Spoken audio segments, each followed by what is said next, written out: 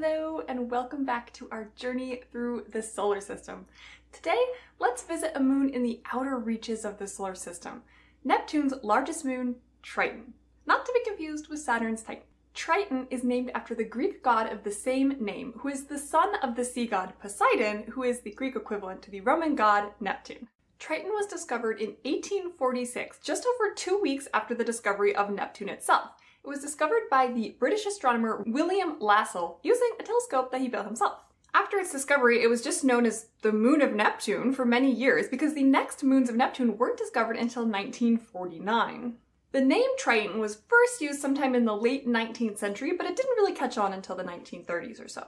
As I mentioned, Triton is the largest moon of Neptune, and it has the official designator of Neptune 1, and it's the largest by a lot. It's almost 500 times more massive than the next largest moon of Neptune, which is Proteus. Triton is the 7th largest moon in the solar system, just after the Galilean moons of Jupiter, Saturn's Titan, and the Earth's moon. Its mass is just over 2 × 10⁻22 kilograms, or about 0.3% of Earth's mass. And its radius is 1350 kilometers, which is about 3/4 of the size of Earth's moon. So Triton has a pretty low mean density, similar to that of the moons Callisto or Ganymede and the dwarf planet Pluto, meaning that it must contain a lot of ice. Now, one of the most interesting things about Triton is its orbit around Neptune. Its orbit is retrograde. Now, most orbits are prograde, meaning that the orbital direction is the same as the spin of the central object. This is the case because of angular momentum and how moons and planets form. But Triton is orbiting Neptune backwards. And while there are some other small irregular moons that do have retrograde orbits, Triton is the only one of the large planetary mass moons that does. Moons' orbits also tend to be very aligned with the orbit of their planets, with very low amounts of tilt or inclination.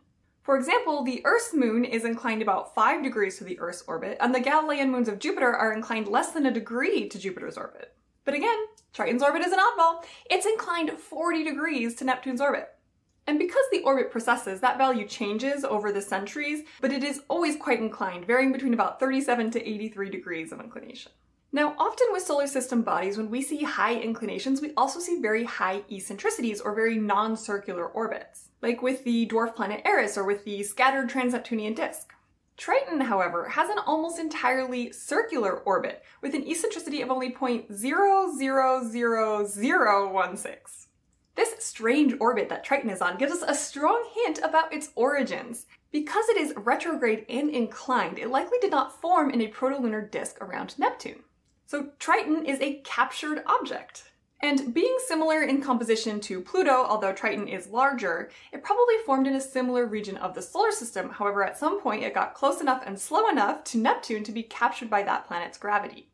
And when it was first captured, Triton's orbit was likely very eccentric, as you would expect for a captured object.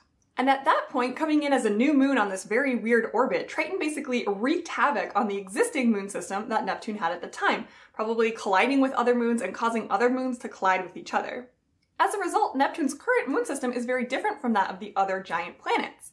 It has fewer moons, and they're mostly much smaller. Remember, Triton is 500 times larger than the next largest Neptunian moon, and caused one of Neptune's other moons, Nereid, to have an eccentricity of 0.75. Triton itself, however, circularized its orbit because of its proximity to Neptune. It completes an orbit in only about 6 days.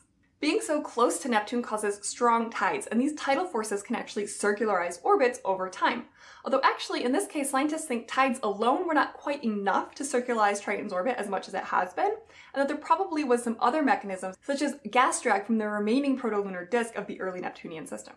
Also thanks to tides, Triton's rotation and revolution have become synchronized, making it tidally locked to Neptune and always showing the same face to the planet. We see this a lot with moons in the solar system.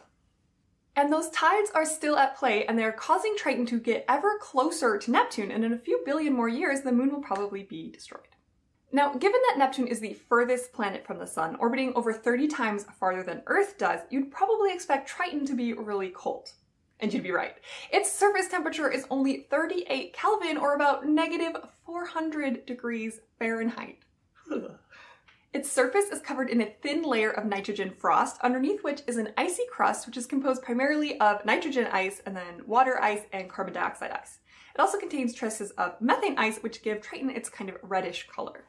Some of Triton's surface has been described as cantaloupe-like, kind of smooth with dimples, and there are competing theories about the origin of this texture. Other parts of the surface are these large plains and volcanic domes. Yep, volcanic domes. Triton is one of the few bodies in the solar system that is geologically active, including cryovolcanoes. These cryovolcanoes include large eruptions of cryolava that creates these frozen lakes on the surface, as well as plumes that shoot nitrogen gas about 8 kilometers into the air and contribute to Triton's very thin and tenuous atmosphere. And thanks to its geological activity, Triton's surface is quite young and bears very few impact craters. However, we've only seen about 40% of Triton's surface, so we don't actually know what all it has to tell us. Beneath that icy crust, Triton might have enough internal heat from both tides and radioactive material that it was formed with to have liquid subsurface oceans. So while it's not the most promising candidate in the search for extraterrestrial life, it's definitely somewhere on the list. Triton has only been observed up close by one probe, NASA's Voyager 2, which flew by back in 1989. And because of Voyager 2's fast speed and the slow rotation rate of Triton, it only saw one hemisphere of the moon, which is why we've only seen 40% of the surface. So there's so much more that's left to learn about Triton. And while there are not any missions currently planned to revisit either Neptune or Triton, there are a couple mission concepts being studied. There's Triton Hopper, which is a lander that would use nitrogen ice mined in situ on the surface of the moon to power hops all over the surface. And there's Neptune Odyssey, a mission concept for an orbiter that would orbit Neptune retrograde in order to study both the planet and the moon Triton, including possibly an atmospheric probe for the moon. But it's a very long way, so we'll see if these missions ever make it to fruition. So that's Triton. It came in like a wrecking ball to the early Neptunian system and is now a circularized retrograde moon with geological activity and a possible subsurface ocean. Thanks so much for joining us on our journey to Triton, and I hope you will join us again next time. Have a good one. Bye!